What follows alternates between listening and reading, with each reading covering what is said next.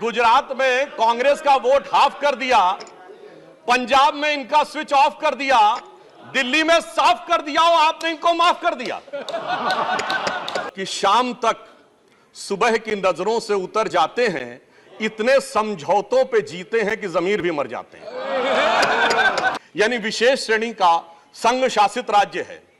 वैसे मुझे लगता है संघ शब्द आते ही बेचैनी ज्यादा हो सकती है दूसरी तरफ, और संघ शासित से बेचैनी और हो सकती है, इसलिए मैं यूनियन टेरिटरी वर्ड प्रयोग करूंगा। It is a special category of union territory. और वैसे भी आजकल अंग्रेजी के प्रति मोह बहुत ज्यादा है, क्योंकि अपने गठबंधनों का भी नाम अंग्रेजी में ही ज्यादा रखा जा रहा है। दिल्ली का कोई स्टेट कैडर नहीं है, जैसे राज्यों का कैडर होता है, तो राज्य का मुख्यमंत्री उस कैडर को नियंत्रित करता है। जो आईएएस और आईपीएस अधिकारी होते हुए यूनियन टेरिटरी कैडर में आते हैं, जब वो सारे राज्यों में, सारी केंद्र शासित राज्यों में उनका स्थानांतरण हो सकता है, तो मैं आपके माध्यम से विपक्ष से पूछना चाहता हूं कि यदि दिल्ली के एक अधिकारी का ट्रांसफर गोवा होना है और दिल्ली के सीएम की उस पर एब्सोल्यूट अथॉरिटी होगी, तो यह कैसे संभव हो सकता है? इनके मुख्यमंत्री जी का जो मकान या वजीर आला का अजीमुशान महल बनाने के लिए जो बिल बने साहब, वो पूरे उसके एक साथ नहीं बने। 27 अक्टूबर 2013 को शीला दीक्षित जी के विषय में लिखा था ट्वीट, और उनको मैं कोट कर रहा हूं। उन्होंने कहा कि दिल्ली की मुख्यमंत्री शीला दीक्षित जी के घर में 10 एसी लगे हैं। मैंने तो सुना है कि बाथरूम में भी एसी लगे हैं। कौन भरता है इस एसी का बिल? और आगे वो कहते हैं, मेरा तो कलेजा कांप उठता है ये सोचकर कि दिल्ली की 40% जनता झुग्गियों में रहती है, तो कोई मुख्यमंत्री ऐसे आलीशान घर में कैसे रह सकता है। मैं कहना चाहता हूं, देखिए केजरीवाल जी का कलेजा कापा हो या ना कापा हो, रूह कापी हो ना कापी हो, रूह है क्या है, किसकी रूह है, उस पर मैं टिप्पणी नहीं करना चाहता। तो आज आम आदमी पार्टी की स्थिति यह है कि अब जो चेहरे से जाहिर है छुपाएं कैसे, तेरी मर्जी के मुताबिक नजर आए कैसे। अब इस घर को सजाने का तसव्वुर हुआ बात की बात, अब तो मुश्किल है कि इस घर की हकीकत को छुपाएं कैसे। परंतु मैं सिर्फ यह कहना चाहता हूं कि ये इस बात में जो कहना चाहते हैं कि इन्होंने कितना बदलाव किया है मान्यवर, इसलिए कभी कभी इनके 10 वर्ष के अंदर चरित्र में इतना बदलाव, ये कहते सबसे जल्दी सत्ता में आए। महोदय मैं कहना चाहता हूं, भारतीय जनता पार्टी और जनसंघ हम 1951 बने, हमने 72 साल में कभी कांग्रेस से समझौता नहीं किया, इन्होंने 72 दिन में समझौता किया, तब ये सत्ता में आए। और कि इनको विधेयक भी नहीं मिला और सम्मान भी नहीं मिला, यानी इज्जत भी गई, बात भी नहीं मिली। तो एक पंक्ति कहता हूं, न तुम ही मिले, आप लोगों के लिए लागू है, न तुम ही मिले न मयस्सर तुम्हारी दीद हुई, दीद मतलब साइट, न तुम ही मिले न मयस्सर तुम्हारी दीद हुई, तुम ही कहो ये मुहर्रम हुई कि ईद हुई। Doctor Sudhanshu Trivedi 20 minutes. माननीय सभापति महोदय, आज जब इस राष्ट्रीय राजधानी क्षेत्र विधेयक के ऊपर मैं समर्थन करने के लिए खड़ा हुआ हूं, तो पहले मैंने विपक्ष के विद्वान वक्ता महोदय का वक्तव्य सुना तो मुझे विचित्रता का अनुभव हुआ और संपूर्ण विपक्ष को देखकर विस्मय हो रहा है। विचित्रता इसलिए कि उन्होंने कहा कि I have not seen any parallel anywhere. तो मैं भी कहना चाहता हूं, ये पहली बार ऐसा हो रहा है कि किसी देश की राष्ट्रीय राजधानी में उस देश की केंद्र सरकार की शक्तियां, उससे अधिक शक्तियां किसी और की होनी चाहिए। मेरे विचार से दुनिया में ऐसा कोई दूसरा उदाहरण देखने को नहीं मिलेगा। So I support what Abhishek Manu Singhvi ji has said, I am unable to find parallel anywhere in the world. दूसरा विषय जो मैंने कहा कि विस्मय का अनुभव क्यों हो रहा है, अभी देखिए उन्होंने 2 बार सुपर सीएम प्रयोग किया कॉन्स्टिट्यूशनल पद पर बैठे हुए व्यक्ति के लिए, मगर महोदय इस देश ने बगैर संवैधानिक पद पर बैठे हुए सुपर पीएम 10 साल तक देखा है। और मैं ये कह रहा हूं कि अभी मैंने कितना सुंदर सामंजस्य देखा कि उन्होंने कहा कि समय कम हो रहा है, तो आम आदमी पार्टी वालों ने कहा हम भी समय देने को तैयार हैं। सारे विपक्ष को देख के विस्मय होता है कि कांग्रेस पार्टी, जिसका कि 3 राज्यों में स्थिति यह रही कि गुजरात में वोट हाफ कर दिया, बिल्कुल बता रहे हैं, सुनिए तो, अरे सुनिए तो, बता रहे हैं। Sorry, honorable members, का vote one second. Dr. Abhishek Singhvi was heard in rapt attention. This is the decorum of the house. No, no. Yes, I am coming to that, sir. Let me Do not get into disruptive mode. Dr. तो मैं कहना चाहता हूं कि ये लोग किस तरीके से आए हैं साथ में। अरे साहब, बहुत सारे शेर बोले तो ऑर्डिनेंस के पार्ट नहीं थे, हम भी बता रहे हैं आपको। I will have to name you. देखिए, इनकी I will have to name you. कि You have got it as अरे a साहब, क्या habit शिद्दत दिख to रही rise and है make a एक दूसरे point. को सपोर्ट करने में। देखिए, इनकी स्थिति ये We गुजरात want में decorous debate here. Doctor said many things. Maybe digestible, maybe indigestible. Dr. Sudhanshu Trivedi. मैं सिर्फ ये कहना चाहता हूं कि गुजरात में कांग्रेस का वोट हाफ कर दिया, पंजाब में इनका स्विच ऑफ कर दिया, दिल्ली में साफ कर दिया और आपने इनको माफ कर दिया। और उसके माफी के बाद भी मुझे लगता है, अभिषेक मनु सिंघवी जी ने कहा था तो मैं भी ये कहना चाहता हूं, आप साथ में आए हैं दिल्ली के इस बिल पे, दिल्ली की जनता के लिए आए हैं या किसी और कारण से आए हैं, ये दिल्ली की समझदार जनता समझती है। तो मैं भी एक पंक्ति कहना चाहूंगा कि शाम तक सुबह की नजरों से उतर जाते हैं, इतने समझौतों पे जीते हैं कि जमीर भी मर जाते हैं। अब यह एक संवैधानिक विषय है। संवैधानिक विषय है कि यह जिस प्रकार से संविधान में लागू होना चाहिए, परंतु उसके साथ राजनीतिक टीका टिप्पणी की जा रही है, तो एक सैद्धांतिक विषय भी आता है। तो मैं संवैधानिक और सैद्धांतिक दोनों विषयों का जवाब दूंगा। I will reply both the constitutional and conceptual aspect. देखिए, माननीय गृह मंत्री जी ने लोकसभा में बहुत स्पष्ट किया था कि दिल्ली पूर्ण राज्य नहीं है, यह एक विशेष श्रेणी का यूनियन टेरिटरी है, यानी विशेष श्रेणी का संघ शासित राज्य है। वैसे मुझे लगता है संघ शब्द आते ही बेचैनी ज्यादा हो सकती है दूसरी तरफ, और संघ शासित से बेचैनी और हो सकती है, इसलिए मैं यूनियन टेरिटरी वर्ड प्रयोग करूंगा। It is a special category of union territory. और वैसे भी आजकल अंग्रेजी के प्रति मोह बहुत ज्यादा है, क्योंकि अपने गठबंधनों का भी नाम अंग्रेजी में ही ज्यादा रखा जा रहा है। संविधान में जो भाग 8 में उल्लिखित, वैसे तो जब मैंने टीवी चर्चा के दौरान कई बार विपक्ष के लोगों से INDIA का हिंदी फुल फॉर्म पूछा, तो पहले दिन तो लोग गूगल देख के भी नहीं बता पाए। खैर, अब मैं कहना चाहता हूं कि संविधान के भाग 8 में उल्लिखित प्रावधानों के अनुसार, अरे सुनिए बात, देखिए संविधान के भाग 8 में उल्लिखित प्रावधानों के अनुसार अनुच्छेद 239 से 242 तक संविधान में इस विषय का पूर्ण वर्णन है। अनुच्छेद 239 में इसका विशेष प्रावधान किया गया है। यदि उसके क्लॉज को 239 को देखें तो संसद को दिल्ली संघ राज्य यूनियन टेरिटरी से संबंधित किसी भी विषय पर कानून बनाने का पूरा अधिकार है। इसमें किसी भी प्रकार का कोई संशय नहीं है।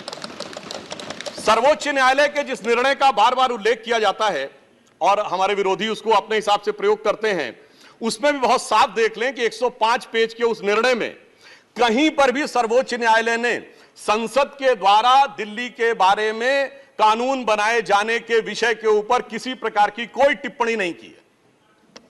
इसके बाद भी न्यायालय के आदेश में पैरा 161 और 162 को कई बार उल्लेख किया जाता है, परंतु यदि पूरे संदर्भ में देखें तो पैरा 86, 95 और पैरा 164F को पढ़ें तो वहां पर संसद के द्वारा दिल्ली के संदर्भ में किसी भी विषय के ऊपर कानून बनाने की शक्तियों का विधिवत अनुमोदन है, कहीं पर निगेशन नहीं है।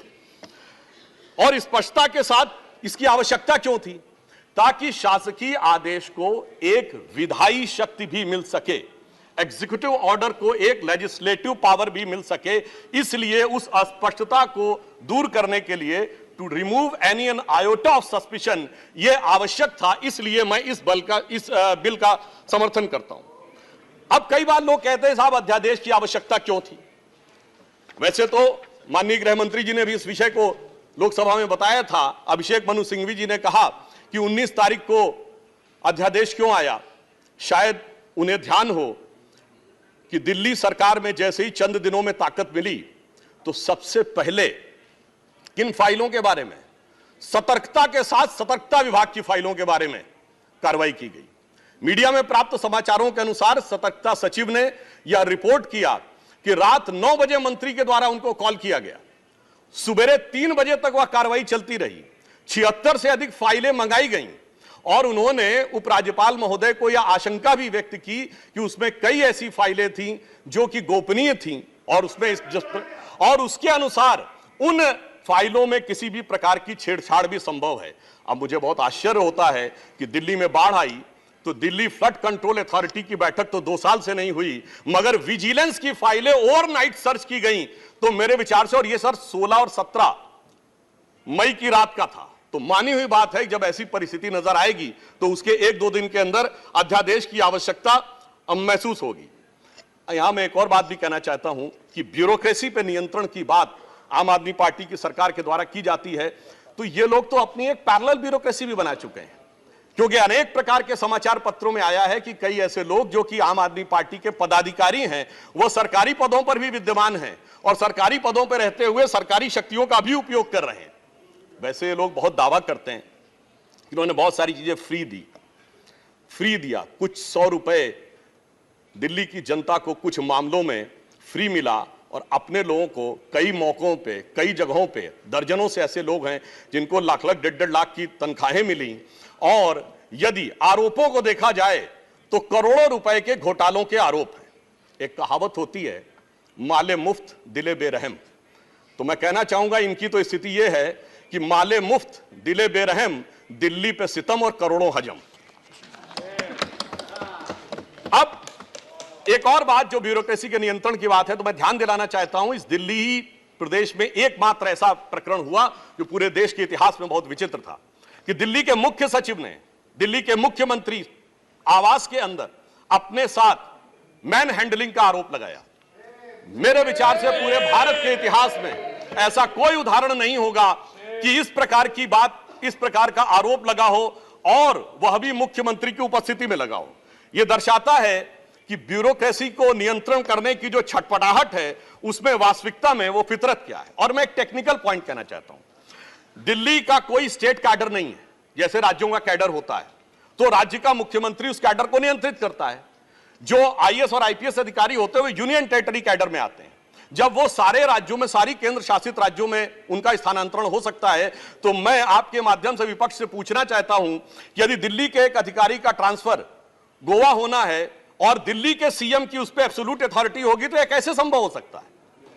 इसलिए यह आवश्यक है कि इस विषय के ऊपर केंद्र सरकार की शक्तियां परिभाषित हो। अब एक दूसरी बात भी है, दिल्ली में स्टेट कैडर भी नहीं है, यानी जैसे स्टेट पब्लिक सर्विस कमीशन होता है और राज्य के कैडर होते हैं, तो यहां भी दानिश कैडर है, यानी दानिश कैडर में भी 3-4 यूनियन टेरिटरी आती हैं, दमन दीव और अन्य। अब दानिश कैडर के एक अधिकारी की जरूरत यदि अंडमान में या दमन दीव में भी होगी और दिल्ली का मुख्यमंत्री यह तय करेगा, तो क्या यह संवैधानिक दृष्टि से उचित है।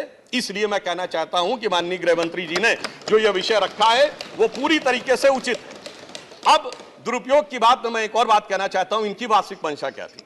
दिल्ली में एक जनरल फाइनेंशियल रूल 2019 है जो ये कहता है कि 10 करोड़ रुपए से अधिक का अगर किसी भी प्रकार का व्यय होगा तो वह मंत्री की शक्ति से बाहर होगा और वह एलजी के पास जाएगा। महोदय, इनके मुख्यमंत्री जी का जो मकान या वजीर आला का अजीमुशान महल बनाने के लिए जो बिल बने साहब, वो पूरे उसके एक साथ नहीं बने। 10 करोड़ से कम के 8.5, 8, 7.5, 9 करोड़ रुपए के डिफरेंट बिल बने और एक मद ऐसा है जिसमें कि मुख्यमंत्री कार्यालय के कर्मचारियों के लिए, महोदय जानते कितने का बिल बना? 9.99 करोड़, यानी 0.01 से कैसे बचा जा सकता है कि टेंडर न करना पड़े, मन मुताबिक खर्चे कर लिए जाएं। यह दर्शाता है कि नियमों के प्रति और ब्यूरोक्रेटिक नियमों के प्रति इनके मन में क्या आस्था है। और इतना ही नहीं, दिल्ली मेट्रो के लिए तो वृक्ष काटने की परमिशन वर्षों तक नहीं मिलती थी, मगर मुख्यमंत्री आवास के लिए वृक्ष काटने की परमिशन उनको मिल जाती थी। अब इसके साथ मैं एक और बात कहना चाहता हूं, एक नैतिकता, सैद्धांतिकता का सवाल उठाया जाता है, तो मैं कोट करना चाहता हूं कि दिल्ली के मुख्यमंत्री जी ने, जिनका वो आलीशान शीश महल बना हुआ है, उन्होंने 27 अक्टूबर 2013 को शीला दीक्षित जी के विषय में लिखा था ट्वीट, और उनको मैं कोट कर रहा हूं। उन्होंने कहा कि दिल्ली की मुख्यमंत्री शीला दीक्षित जी के घर में 10 एसी लगे हैं। मैंने तो सुना है कि बाथरूम में भी एसी लगे हैं। कौन भरता है इस एसी का बिल? और आगे वो कहते हैं, मेरा तो कलेजा कांप उठता है ये सोचकर कि दिल्ली की 40% जनता झुग्गियों में रहती है, तो कोई मुख्यमंत्री ऐसे आलीशान घर में कैसे रह सकता है। मैं कहना चाहता हूं, देखिए केजरीवाल जी का कलेजा कापा हो या ना कापा हो, रूह कापी हो ना कापी हो, रूह है क्या है, किसकी रूह है, उस पर मैं टिप्पणी नहीं करना चाहता, मगर मैं एक बात जरूर कहना चाहता हूं कि शीला दीक्षित जी जहां भी होंगे उनकी रूह को बहुत तकलीफ हो रही होगी कि जब उनके ऊपर ऐसी बातें करने वालों के साथ वो सारे लोग आज आकर खड़े हुए होंगे। वैसे महोदय, उनके घर में 10 एसी थे, यहां तो 15 टॉयलेट भी हैं। और इतना ही नहीं, 1-1 करोड़ रुपए के पर्दे भी लगे हुए हैं, और 1 करोड़ रुपए के पर्दे का एस्टीमेट है। और इतना ही नहीं, अब सुनिए, उनके सामने एक दूसरी समस्या हो गई है कि अभी तक जो बातें चल रही थी, अब उनके सामने यह समस्या है कि उन चीजों को कैसे छुपाएं। देखिए, मैं इनके लिए कहना चाहूंगा कि अब उनकी फितरत जग जाहिर हो चुकी है। तो आज आम आदमी पार्टी की स्थिति यह है कि अब जो चेहरे से जाहिर है छुपाएं कैसे, तेरी मर्जी के मुताबिक नजर आए कैसे। अब इस घर को सजाने का तसव्वुर हुआ बात की बात, अब तो मुश्किल है कि इस घर की हकीकत को छुपाएं कैसे। और यहां पर इसके बाद मैं कटाक्ष के बाद एक बात करुणा के साथ कहना चाहता हूं कि अन्ना हजारे के आंदोलन से निकली हुई वो पार्टी जो एक कमरे के मकान में रहते थे, और उससे निकली हुई पार्टी आज सैकड़ों करोड़ के इस आलीशान मकान में रहती हैं, तो मैं कहना चाहता हूं कि दिल्ली की जनता और जिन जिन लोगों ने उस आंदोलन का समर्थन किया उनके ऊपर भी एक आघात है। और साथ ही साथ ये एक बात का और भी संकेत देता है, फूड फॉर थॉट है देश के लोगों के लिए, कि एक्सपेरिमेंटल पॉलिटिक्स कई बार बड़े विचित्र परिणाम भी देती है। अब किसी नए नवेले प्रयोग को आजमाने का वक्त नहीं है, बल्कि आजमाए हुए मोदी जी के नेतृत्व को चमकाने का वक्त है। और बहुत से लोग ये कहते हैं, संवैधानिक नैतिकता का प्रश्न उठाते हैं कि अध्यादेश क्यों लाया गया। अध्यादेश के लाने का तात्कालिक कारण मैंने बता दिया, और वैसे मैं अपने विपक्ष के लोगों के सुलभ संज्ञान के लिए बता देना चाहता हूं कि इन लोगों ने कितनी बार अध्यादेश लाए हैं। नेहरू जी की सरकार में 70 बार, इंदिरा जी के जमाने में 77 बार, राजीव जी के समय में 35 बार, नरसिम्हा राव जी के समय में 77 बार, मनमोहन सिंह जी के समय में 61 बार, और जो यूनाइटेड फ्रंट गवर्नमेंट बनी थी भाजपा विरोध में, उसमें 1.5 साल में 77 बार। तो मुझे लगता है अध्यादेश का विषय उठाने से पहले इस अंक गणित को भी देख लेना चाहिए। अब मैं एक और बात कहना चाहता हूं, जो संविधान की दुहाई देते हैं उनके लिए, ये तो वो लोग हैं सभापति महोदय जिनकी संविधान में क्या आस्था है। इन्होंने संसद के द्वारा पारित सीए कानून के खिलाफ विधानसभा में प्रस्ताव पारित कर दिया। यह संविधान का सम्मान है। और वो सिटीजनशिप अमेंडमेंट एक्ट था। नागरिकता का विषय तो पूर्ण राज्य का भी विषय नहीं हो सकता, और तो उसके बावजूद दिल्ली सरकार ने पारित कर दिया। तो इसका अर्थ हुआ कि ये जिस प्रकार के कार्य करते हैं उनका संविधान में कोई आस्था नहीं है। और अभिषेक मनु सिंघवी जी अभी कह रहे थे इलेक्टेड गवर्नमेंट, तो मैं याद दिलाना चाहता हूं, after the 72nd and 73rd constitutional amendment there are 3 tier of government, जिसमें एक म्युनिसिपल और जिला पंचायत, एक स्टेट और एक सेंटर। तो मान्यवर, ये तो राजीव गांधी जी लाए थे। तो आपके मन में ना ऊपर वाली इलेक्टेड गवर्नमेंट के लिए सम्मान है ना नीचे वाली, क्योंकि चंद महीने पहले तक तो ये एमसीडी से भी लड़ते थे और दिल्ली से भी लड़ते थे। तो जब आप कॉन्स्टिट्यूशनल वैलिडिटी की बात करें तो मेरे विचार से तीनों गवर्नमेंट की बात होनी चाहिए, और केंद्र सरकार के संबंध में केंद्र से अधिक संवैधानिक शक्ति इलेक्टेड गवर्नमेंट में इस विषय के ऊपर किसी और की नहीं हो सकती।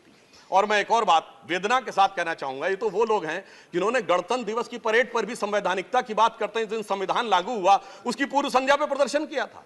महोदय, मैं बताना चाहता हूं कि जिस समय इमरजेंसी लगी थी तब भी हमने कभी 15 अगस्त और 26 जनवरी के दिन राजनीति करने का प्रयास नहीं किया। तो वो लोग जब संवैधानिकता की दुहाई देते हैं तो बहुत आश्चर्य लगता है। और जब बार बार यह स्पष्ट किया जा चुका है कि फुल स्टेट नहीं है महोदय, मगर ये फुल स्टेट से भी संतुष्ट होने वाले नहीं है, इन्हें तो सुपर स्टेट चाहिए। और फुल स्टेट से सुपर स्टेट की दौड़ में मुझे डर इस बात का है कि मेंटल स्टेट में भी ना पहुंच जाए कहीं, तो कोई आश्चर्य की बात नहीं हो सकती है। और यह बात इसलिए कह सकते हैं कि 49 दिनों की वह सरकार, जब कांग्रेस पार्टी ने इनकी पालकी ढोकर सत्ता की दहलीज पहली बार पार कराई थी, उसके द्वारा अगर आप पारित इनका लोकपाल विधेयक देख लें तो उसमें संसद और सुप्रीम कोर्ट और जाने क्या क्या सारी चीजों को एक में मिला लिया गया था। और मैं एक बात और कहना चाहता हूं, ये तो वो पार्टी देश का संविधान छोड़िए, अपनी पार्टी के संविधान में आस्था नहीं रखती। जब आम आदमी पार्टी बनी थी तो उसके संविधान में व्यवस्था थी कि उनका अध्यक्ष या संयोजक 3 वर्ष के लिए होगा और अधिकतम 2 बार होगा। मगर जो मीडिया में प्राप्त समाचारों के अनुसार 3 साल पहले उन्होंने वो संविधान में चेंज कर दिया, यानी अब जीवन पर्यंत या अपनी इच्छा के प्रसाद पर्यंत केजरीवाल जी इस विषय के ऊपर रह सकते हैं। तो मैंने इसलिए कहा ना, अपने संविधान के बारे में बात करिए। और मैं ये भी कहना चाहता हूं कि इन्होंने अपनी कार्यकारिणी में ऐसे भी प्रस्ताव पारित किए हैं संविधान के संदर्भ में कि साहब इनके यहां परिवार के भी कितने लोग काम कर सकते हैं, जो मेरे विचार से बड़ी बड़ी परिवार वाली पार्टियों ने भी कभी अपने पार्टी के प्रस्तावों में इन प्रस्तावों को नहीं पारित किया होगा।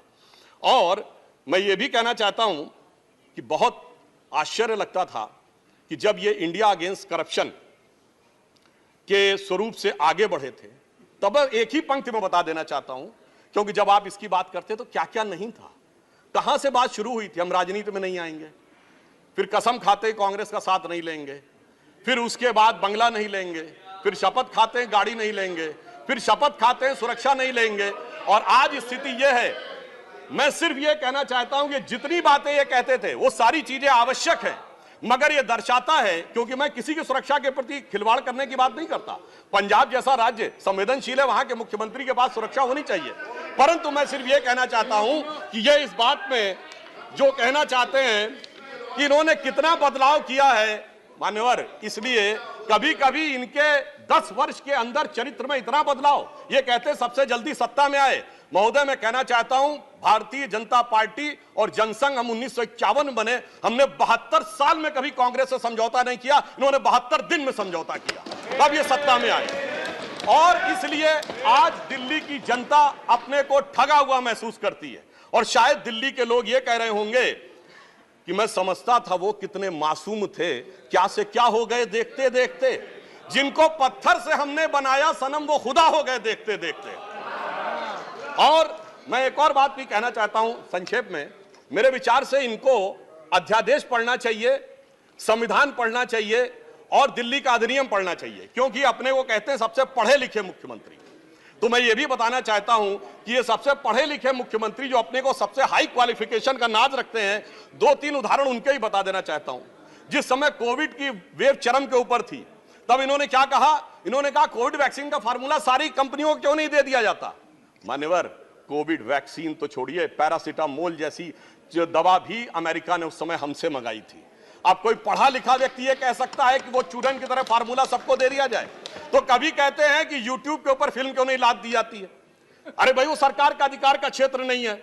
और फिर इतना ही नहीं, सिंगापुर में इनको बुलाया, इनविटेशन आता मेयर्स कॉन्फ्रेंस का, तो मुख्यमंत्री होते हुए जाना चाहते हैं।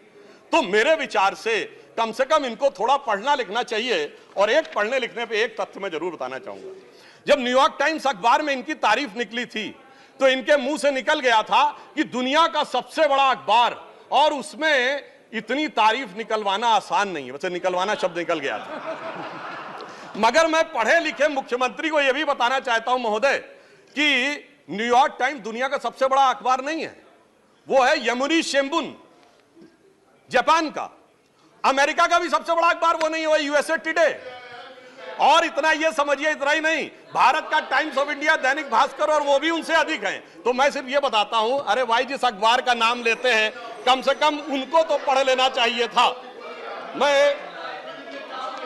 मैं आपको अधिक समय न लेते हुए मैं सिर्फ ये कहना चाह रहा हूं महोदय कि इनको ना पढ़ाई से मतलब है, इन्हें ना पढ़ाई से मतलब है, न लिखाई से मतलब है, इन्हें तो बस कमाई से मतलब है, और वो भी ऊपर वाली कमाई से। और अंत में मैं कहना चाहता हूं सर, अंत में एक लाइन और कहना चाहता हूं कि आज सब लोग मिले, आम आदमी पार्टी और कांग्रेस एक साथ मिले, भारत की सबसे पुरानी पार्टी, पुरानी धुरानी पार्टी, नई पार्टी, नई नवेली पार्टी, अजब अलबेली पार्टी, सब मिलकर एक हो गए। मगर प्राप्त क्या किया? दोनों ने सिद्धांतों से समझौता किया, और कांग्रेस ने भी इतना सयाना दांव चला कि इन्होंने अगर उनका हाथ पकड़ के दिल्ली अध्यादेश पर समर्थन लिया हो तो अविश्वास प्रस्ताव ले आए, लीड उनको मिल गई। तो इसलिए मैं कहना चाहता हूं अंत में कि इन लोगों को आखिर में क्या प्राप्त हुआ, ये पंक्ति कह के समाप्त करता हूं कि इनको विधेयक भी नहीं मिला और सम्मान भी नहीं मिला, यानी इज्जत भी गई, बात भी नहीं मिली। तो एक पंक्ति कहता हूं, न तुम ही मिले, आप लोगों के लिए लागू है, न तुम ही मिले न मयस्सर तुम्हारी दीद हुई, दीद मतलब साइट, न तुम ही मिले न मयस्सर तुम्हारी दीद हुई, तुम ही कहो ये मुहर्रम हुई कि ईद हुई। सुखेंदु